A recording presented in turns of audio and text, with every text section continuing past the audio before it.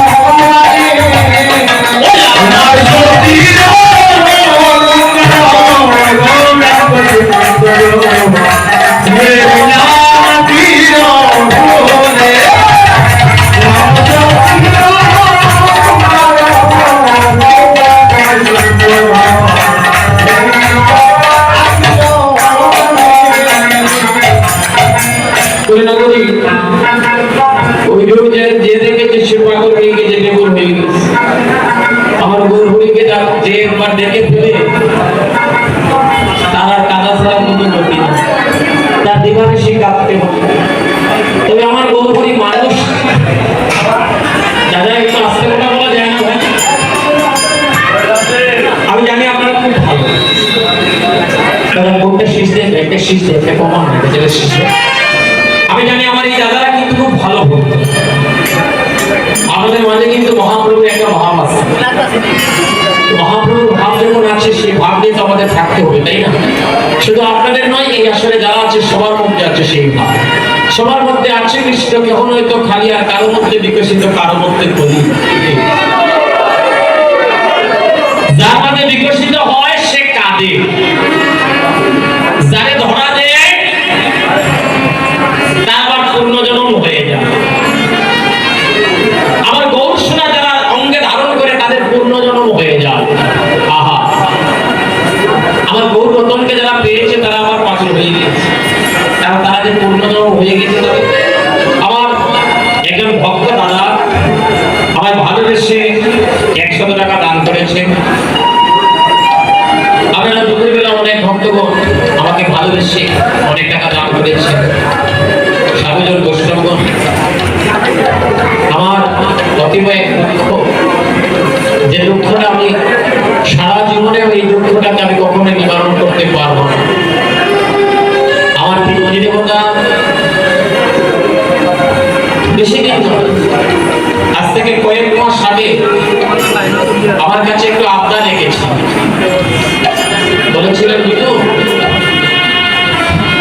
তুমি তো দেশে দেশে কীর্তন গাও, অনেক জায়গাতে কীর্তনে যাও।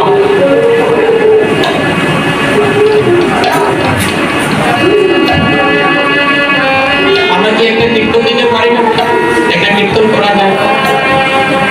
বাবা তখন বললে বলো বাবা হয়ে যাবে, তুমি আমার একটু সময় দিবে।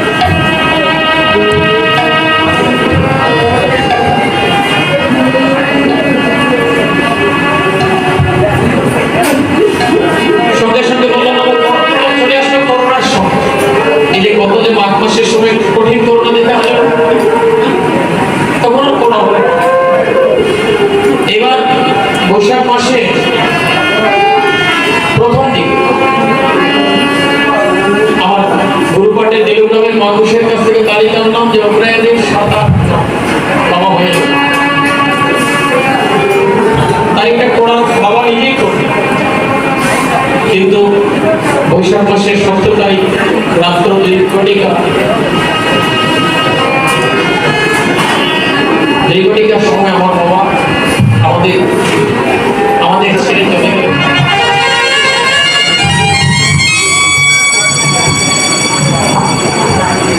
আমার বড় ইচ্ছা ছিল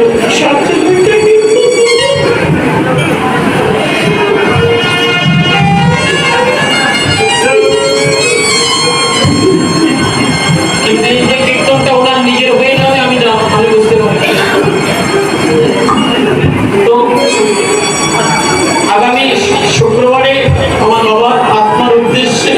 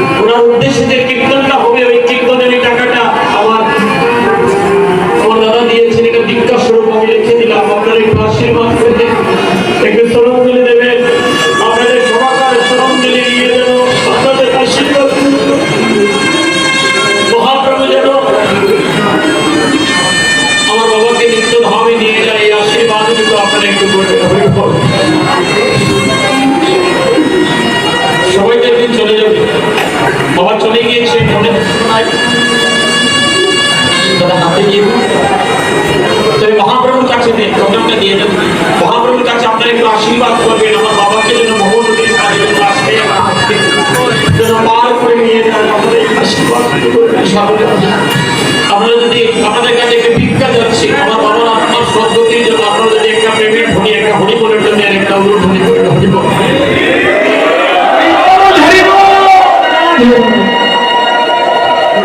আপনারা যে বা যারা এই অর্থটুকু দান করছে আগামী কীর্তনে আমি এই যে আমার আগামী শুক্রবারের কীর্তনের অধিবাস্ত আপনাদের সবাইকার টাকা দিয়ে যেন মহাপ্রভুর সেবায় লাগাতে পারি এই আশীর্বাদের জন্য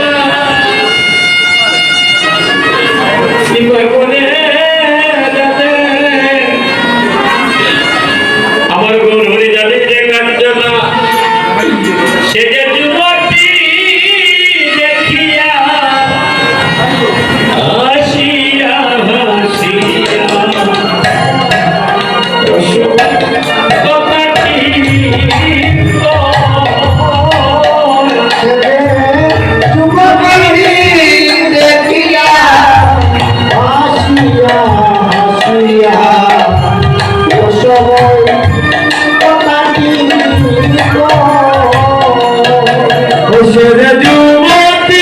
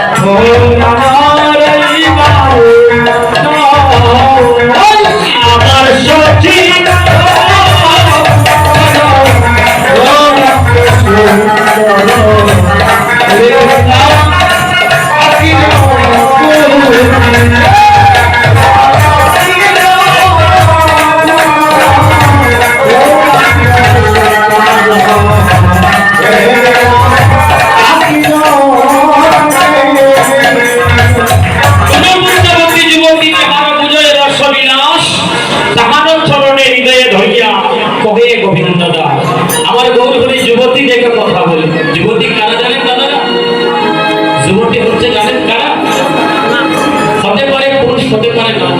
এখানে নারী পুরুষের কোনো বিচার হতে পারে পুরুষ, হতে পারে নারী, যারা জন্মবতী মৃত্যু পর্যন্ত মুখে কৃষ্ণ নাম ছাড়ে না, জন্মবতী মৃত্যু পর্যন্ত যারা কৃষ্ণ নামে হৃদয়টাকে গড়ে ফেলেছে, যারা জন্মবতী মৃত্যু পর্যন্ত ওই কৃষ্ণ নাম নিতে নিতে দেহটাকে মার্জন করতে পেরেছে, তারা পুরুষ যদি হয় তাতে কোনো দুঃখ বলে তাদের কোনো সমস্যা নয়, তারাও যুবতী হয়ে যায়।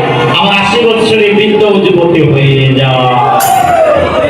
এই বলছি বদলে কৃষ্ণ নাম না, ওই গৌর নামে জপ করো।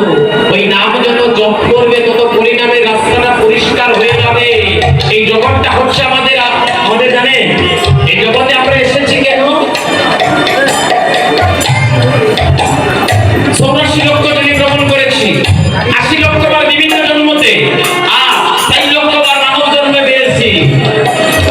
4 লক্ষ বার সুযোগ দিয়েছে, যদি তুমি একে জন্মে যুবতী হতে পারো, তুমি একে জন্মে যদি তুমি যুবতী হতে পারো, আমার রাধারানীকে আমি রেখে দিয়েছি, বৃন্দাবনের দরজাটা খুলে রেখে দিয়েছে তোমাকে জন্মের মতো আপন করে নিয়ে যাওয়ার। আর যদি বৃন্দাবনে তোমার জন্ম না হয়, তুমি আসা যাওয়ার মধ্যে থাকলে তোমার চিরমুক্তি হবে না, তোমার কৈলিক মুক্তি হবে না। তাই সাধুজন বৈষ্ণবগণ বলে যুবতী হতে বলে কি করতে হবে? যুবতী হতে হলে তোমার মনটাকে তুমি সুন্দর করে গড়ে ফেলো। কিভাবে? বলে মনটাকে কৃষ্ণ প্রেমে, চৈতন্য প্রেমে, সাইদেশকে জানো তুমি স্থূল প্রবর্তক সাধক সিদ্ধি, এই চার দেশকে জেনে যখন কুলকুণ্ডলিনীকে জাগ্রত করে তোমার দেহটাকে যেদিন তুমি ওই পথে ধাবিতমান করতে পারবে, সেই দিনই তুমি কৃষ্ণ প্রেমে তুমি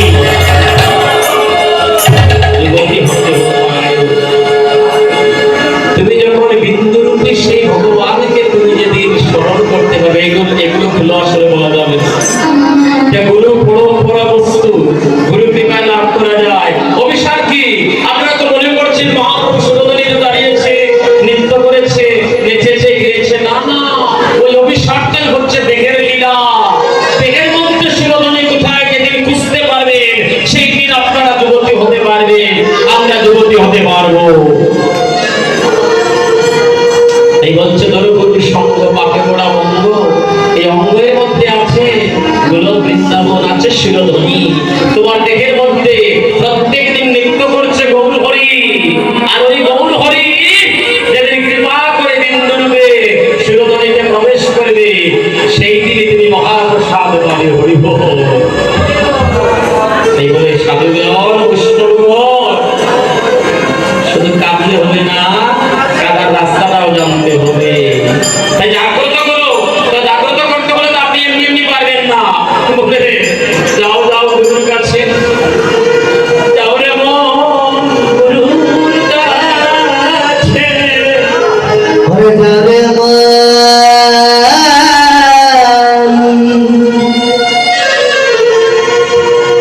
আমার গুরু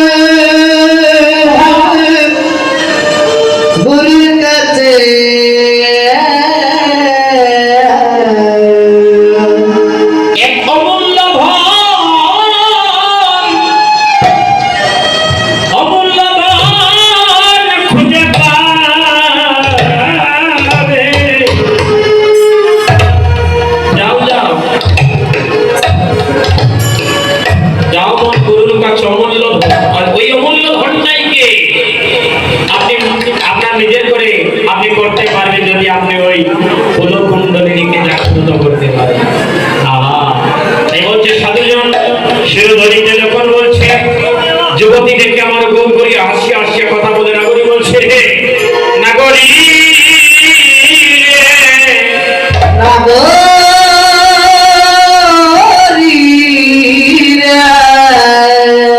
আমি যেদিকে তাকাই আমার গৌ দেখি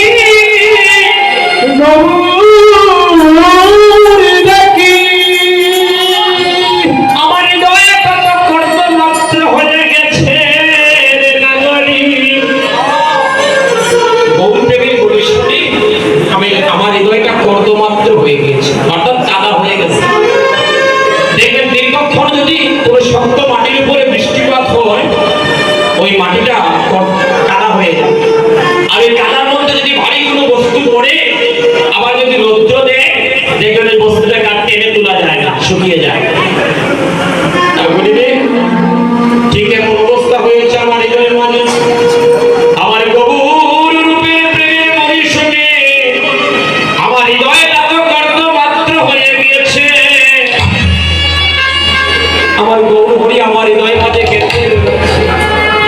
এখন যেদিকে তাকাই আমার গৌরীকে দেখি আমার ডাইনে বামে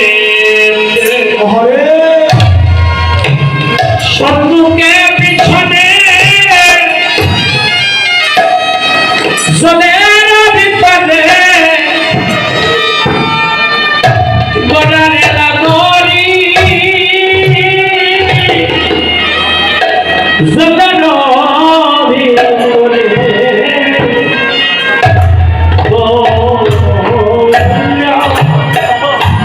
ওরা মানে ডাইনে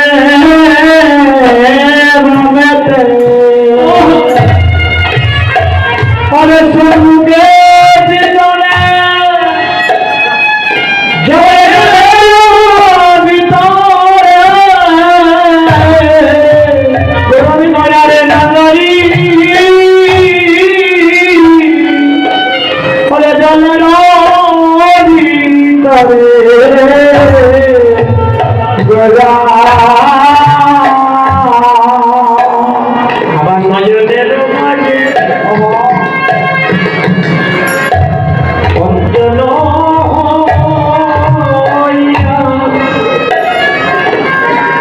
লাগিয়ার হলো পাড়ারে না লাগিয়া লাগিয়ার হলো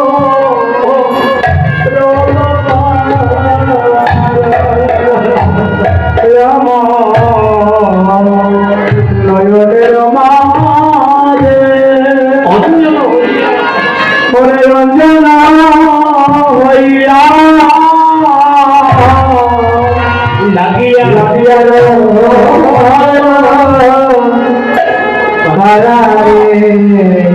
নাগরী লাগিয়া লাগিয়া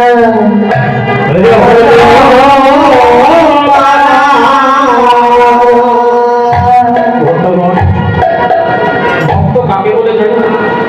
আজকে একটা প্রমাণ পেলাম। এই যে আমার দাদা ইনাজগঞ্জ বাড়ি, আমার বাবার শেষ সময়ে যে সিলেটে যত কীর্তন হলো আমার সাথে কীর্তনে প্রায় জায়গাতে কীর্তনে সিলেটে এই টাউনে কীর্তন হলে আমার সাথে থাকবে। জীবনের শেষ কীর্তনটা কিন্তু আমার এই দাদারা ছিলেন আমার বাবার সাথে জগন্নাথের শ্রীমন্দির। তাহলে যে আমার ইনাজগঞ্জের দাদা আজকে দুপুর বেলা হঠাৎ করে অসুস্থ হয়ে পড়ে। অসুস্থতা নিয়েও উনি বললেন যে মহাপ্রভুর সামনে চলে যদি যাই মহাপ্রভুর কাছে গেলে আমি সুস্থ হয়ে যাব। সেই অসুস্থতা নিয়েও উনি এসেছেন মহাপ্রভুর কাছে একটু প্রার্থনা করে। এখনো অসুস্থতা বোধ করছেন, মহাপ্রভু যেন ওনাকে একটু সুস্থ করে দেয়। আপনারা সবাই ভক্তের ভক্তির কাছে ভগবান বিকৃত হয়ে যায়। ভক্ত যদি চায় ভগবান সে পূর্ণ করতে পারে। ভক্ত হচ্ছে আমার নয়নের মাঝে অঞ্জন হরিয়া লাগিয়ে হলুদ বলা এমন ভাবে সে লেগে রয়েছে। আমি দেখি, আমি যেদিকে দেখাই আমি সেদিকে দেখি গৌর হরি জানিস নাগরী এমন দশা তোদের হবে যখন তোরাও দেখবি তখন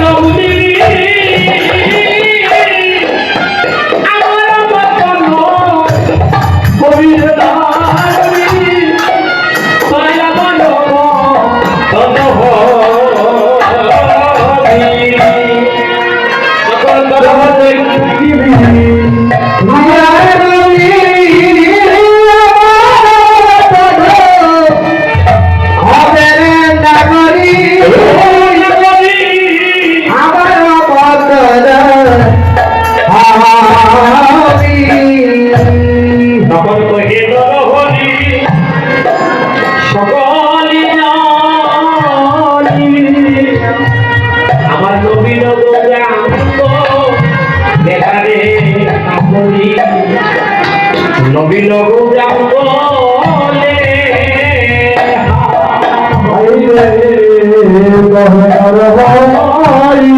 সকলে জানি নবীন গৌরাঙ্গ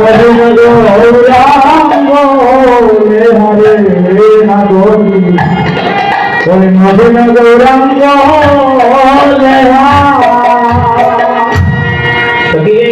কাঞ্চনা আমি এক বদলে কতই বা বলবো যদি লক্ষ বদলে দিত তাও বোধহয় গৌরবাকে মাত্র বলে সাথে না প্রভুর নাই তুলনা নাই তুলনা নাই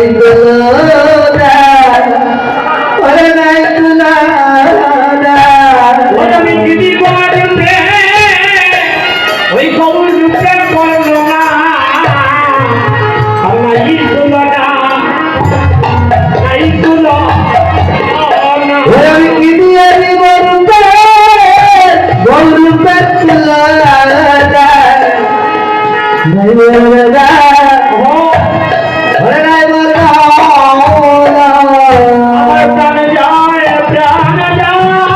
আমার প্রাণ যায় রে না বলি ওই আমার প্রাণ যায়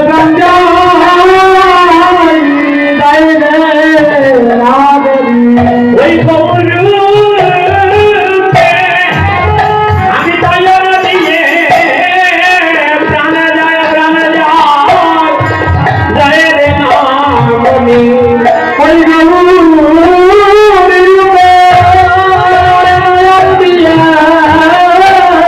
প্রাণ যায়